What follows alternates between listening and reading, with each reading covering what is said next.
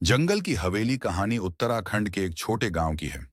उस गांव से कुछ दूरी पर एक घना जंगल था। जंगल के बीचों बीच एक पुरानी हवेली खड़ी थी, जिसे लोग भूतों की कोठी कहते थे। गांव के लोग वहां कभी नहीं जाते थे, क्योंकि कहा जाता था कि उस हवेली में रात के समय आत्माएं जागती हैं और वहां एक अजीब जानवर पहरा देता है। लेकिन एक युवक था, विक्रम। उसे हमेशा लगता था कि ये सब कहानियां सिर्फ अंधविश्वास हैं। रात की चुनौती एक रात दोस्तों ने विक्रम को चुनौती दी कि अगर उसमें सचमुच हिम्मत है तो वह हवेली में जाकर कोई चीज लेकर आए। विक्रम ने हंसते हुए हामी भर दी और आधी रात को अकेला जंगल की ओर निकल पड़ा। जैसे जैसे वह जंगल में गहराई तक गया, पेड़ों की सरसराहट और अजीब आवाजें बढ़ने लगीं। उसे ऐसा लगा जैसे कोई पीछे पीछे चल रहा हो, लेकिन जब मुड़ा तो वहां सिर्फ अंधेरा था। हवेली के भीतर वह हवेली तक पहुंचा। दरवाजा अपने आप चरमराकर खुल गया, जैसे उसे अंदर बुला रहा हो। अंदर अजीब ठंडक थी। दीवारों पर जाले, टूटी फूटी खिड़कियां और फर्श पर बिखरी हुई राख। विक्रम ने टॉर्च जलाकर देखा। दीवार पर खून से बने निशान थे।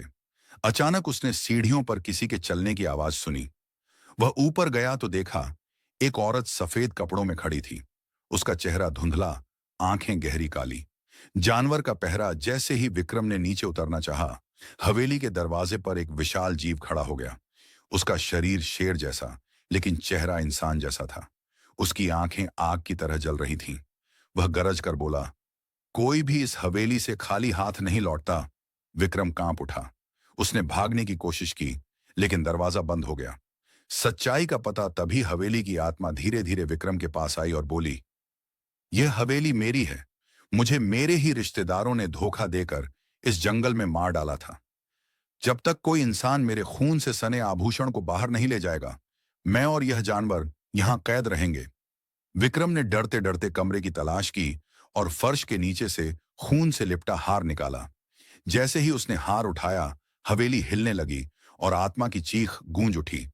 अंत विक्रम किसी तरह दरवाजा तोड़कर बाहर भागा। सुबह जब वह गांव लौटा, उसके हाथ में वही लाल दागों वाला हार था। गांव वालों ने सुना कि उस रात हवेली से भयानक गर्जना और रोने की आवाजें आईं और फिर सब कुछ शांत हो गया। लेकिन कहते हैं कि उस जानवर की आत्मा अब भी जंगल में भटकती है, और अगर कोई उस हार को छुए तो वह फिर जिंदा होकर शिकार करने निकलेगा। बहुत खूब। आपकी लिखी कहानी बहुत रोमांचक है।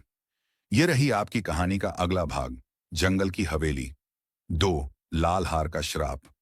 विक्रम गांव के चौक पर हांफता हुआ पहुंचा। उसके हाथ में लाल दागों वाला हार था। गांव वालों ने उसे देखा तो सब हैरान रह गए। उनकी आंखों में डर और उत्सुकता दोनों थी। विक्रम ने थरथराती आवाज में पूरी कहानी सुनाई। लोगों को यकीन नहीं हो रहा था कि यह वही विक्रम है जो भूतों को अंधविश्वास मानता था। गांव के सबसे बड़े बुजुर्ग पंडित जी ने हार को देखते ही अपने माथे पर हाथ रख लिया। यह तो रक्त मणि का हार है, उन्होंने कांपते हुए कहा। यह सिर्फ आभूषण नहीं है, यह उस आत्मा का दर्द और उस जानवर का क्रोध है। तुमने उसे बाहर निकालकर एक बड़ा खतरा मोल ले लिया है बेटा। विक्रम ने अनजाने में किए गए इस काम पर पछतावा किया। उसने हार को पास के तालाब में फेंकने की कोशिश की, लेकिन हार उसके हाथ से चिपक गया, जैसे उसमें कोई जीवन हो।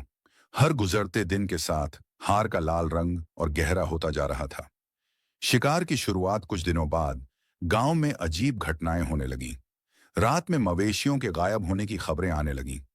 उनके शरीर पर भयानक गहरे घाव मिलते थे, जो किसी साधारण जानवर के नहीं थे। लोगों ने देखा कि अक्सर रात में गांव की सीमा पर एक विशाल छाया घूमती है, जिसकी आंखें अंधेरे में लाल चमकती हैं। विक्रम को लगने लगा कि यह सब उस हार की वजह से हो रहा है। वह उस जानवर का क्रोध महसूस कर पा रहा था। रात को वह जब भी सोता, उसे जंगल के अंदर से किसी के गर्जने की आवाजें सुनाई देती थीं। एक रात उसने देखा कि गांव का एक बच्चा अपनी झोपड़ी से बाहर निकलकर जंगल की तरफ जा रहा था, जैसे कोई उसे बुला रहा हो। विक्रम ने उसे रोकने की कोशिश की, लेकिन बच्चा हिप्नोटाइज हो चुका था। खतरे का सामना विक्रम को समझ आ गया था कि उसे खुद इस समस्या का हल निकालना होगा। उसने पंडित जी से मदद मांगी। पंडित जी ने बताया, रक्तमणि का श्राप तभी टूटेगा जब वह हार उस इंसान के पास जाएगा जिसने उस आत्मा के साथ धोखा किया था। विक्रम को याद आया कि हवेली की आत्मा ने अपने रिश्तेदारों के बारे में बताया था। उसने गांव के पुराने रिकॉर्ड्स खंगाले और उस जमाने के सबसे अमीर परिवार के बारे में पता लगाया जिनके पुरखों ने हवेली की मालकिन को धोखा दिया था। वह उस परिवार के इकलौते वारिस राघव के पास गया। राघव एक लालची और क्रूर इंसान था। विक्रम ने उसे पूरी बात बताई और हार उसे देने की पेशकश की। राघव ने सोचा कि यह कोई बहुत कीमती आभूषण है और उसने लालच में आकर हार को ले लिया। जैसे ही राघव ने हार को छुआ, वह दर्द से चीखने लगा। हार उसके गले से लिपट गया और उसके शरीर से खून रिसने लगा। उसी समय एक भयानक गर्जना के साथ वह जानवर राघव के सामने प्रकट हुआ। आखिरी युद्ध जानवर ने राघव पर हमला कर दिया। राघव का चेहरा डर से पीला पड़ गया। वह चिल्लाने लगा, बचाओ, बचाओ मुझे। विक्रम यह देखकर डर गया था। उसे लगा कि वह राघव की मदद करे या उस जानवर को शांत करे। क्या विक्रम उस श्राप को हमेशा के लिए खत्म कर पाएगा? विक्रम के सामने एक अजीब सी दुविधा थी। एक तरफ राघव, जिसने अपने पूर्वजों के पापों का नतीजा भुगता, और दूसरी तरफ वह भयानक जानवर जो वर्षों के क्रोध और इंतजार के बाद अपनी प्यास बुझा रहा था। विक्रम ने राघव को मरता हुआ देख हिम्मत जुटाई। यह श्राप है, राघव, उसने चिल्लाकर कहा। तुम्हारे पुरखों ने उस आत्मा को धोखा दिया था और यह हार उसी धोखे की निशानी है। जब तक तुम सच का सामना नहीं करोगे, तुम शांत नहीं हो पाओगे। राघव दर्द से तड़प रहा था। उसकी आंखें लाल हो गई थीं। हार की जंजीर उसके गले में गहराई से ढंसती जा रही थी। अचानक राघव के मुंह से दर्द भरी चीख निकली और वह बोला, हाँ, मेरे पुरखों ने हवेली के लालच में उस औरत को धोखा दिया था और उसे मारकर हवेली के खजाने पर कब्जा कर लिया था। जैसे ही उसने यह बात कही, हवेली से एक तेज रोशनी निकली। जानवर की लाल आंखें धीरे धीरे शांत होने लगीं। उसका शरीर राख में बदल गया और वह हवा में गायब हो गया। राघव के गले का हार भी टूटकर जमीन पर गिर गया और उसके टुकड़े मिट्टी में मिल गए।